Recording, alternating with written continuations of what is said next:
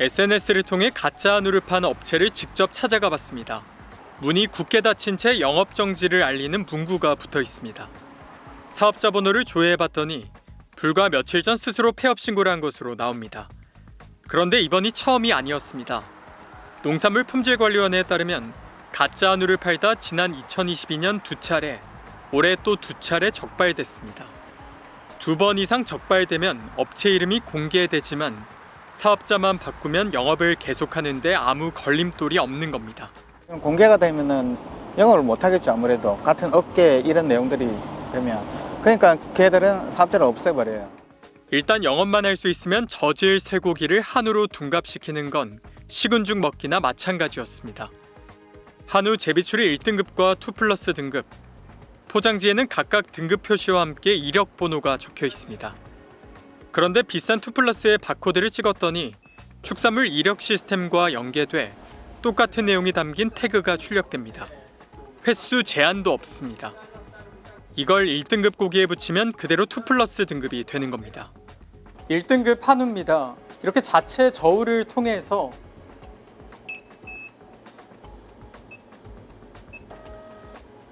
투플러스 한우택을 쉽게 만들 수 있습니다. 일명 택가리 수법입니다. 그만큼 이득을 볼 수 있으니까 택이 나오는 저울에 조작 방법만 알면 얼마든지 그거는 손을 대려면 손을 댔어요. 설령 단속이 된다 해도 횟수에 따라 과태료 금액만 달라질 뿐입니다. 거짓 표시의 경우에는 1차 위반 과태료 70만 원, 2차 위반 과태료 140만 원, 3차 위반 과태료 280만 원, 4차 이상 위반일 경우에는 500만 원을 부과하고 있습니다. 농산물품질관리원이 올해 대구 경북 지역 한우 판매업체 20곳을 단속한 결과 DNA 불일치가 무려 40%에 달하는 상황. 결국 축산물 이력제만 믿고 한우를 사 먹는 소비자들만 피해를 보고 있습니다. TBC 안상혁입니다.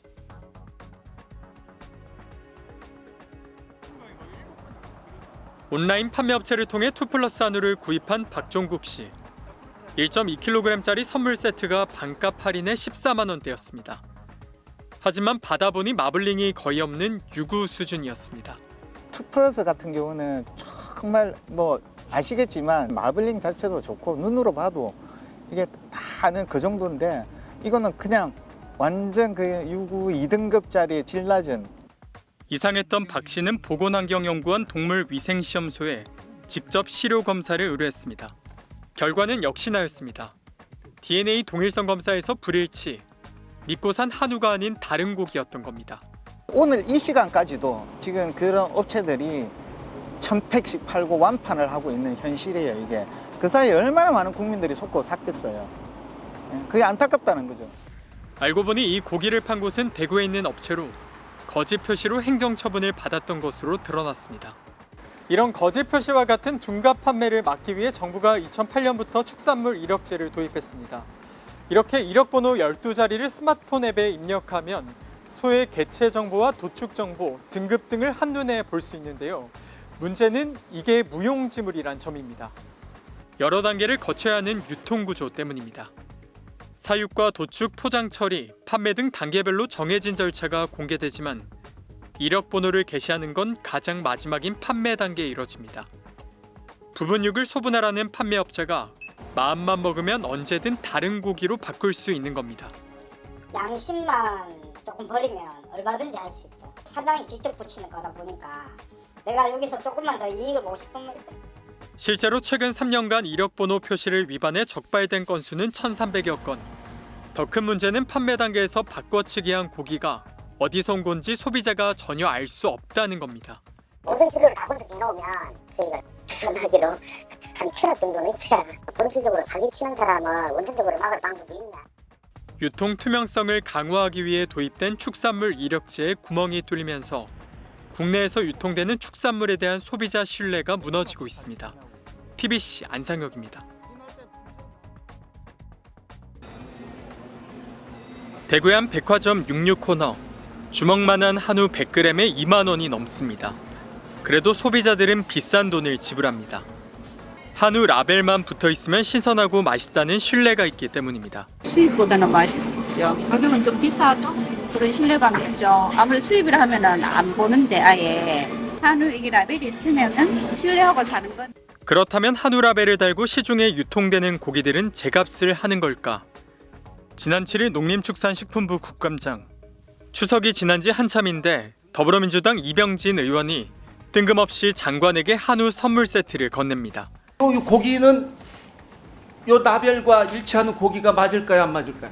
맞아야 합니다. 맞아야죠. 네. 제가 오늘 그 다 선물로 드릴 테니까 가서 저기 이력관리번호에 해당 소와 그리고 쇠고기 이 모두 한번 DNA가 일치하는지 한번 조사해서. 상자 안에는 대구와 부산에서 구매한 한우 7덩이가 들어있었습니다. DNA 검사 결과는 충격적이었습니다. 7덩이 모두 DNA 불일치, 껍데기만 한우였지 실상은 다른 고기였던 겁니다. 기존에 도축장에서 갖고 있는 시료와 그다음에 그 의원실에서 주신 그 특산물 시료를 비교 분석해가지고 다르다는 걸 인지를 해서 알려드린 거고요. 도축장 시료와 선물 세트 고기의 시료가 서로 다르다면 TBC 보도대로 유통 과정에서 업자들이 바꿔치기 했을 가능성이 큽니다. 축산물 이력제도 더 이상 의미가 없다는 얘기입니다. 솜방망이 처벌을 강화할 필요가 있고 마블링 표시 의무화를 모든 등급으로 확대 개편해야 합니다. 소비자의 피해가 지속되지 않도록 위반 3아웃 제도를 검토해야 합니다. 구멍난 축산물 이력제로 인해 한우 브랜드에 대한 국민들의 철석 같던 믿음이 흔들리고 있습니다. TBC 안상혁입니다.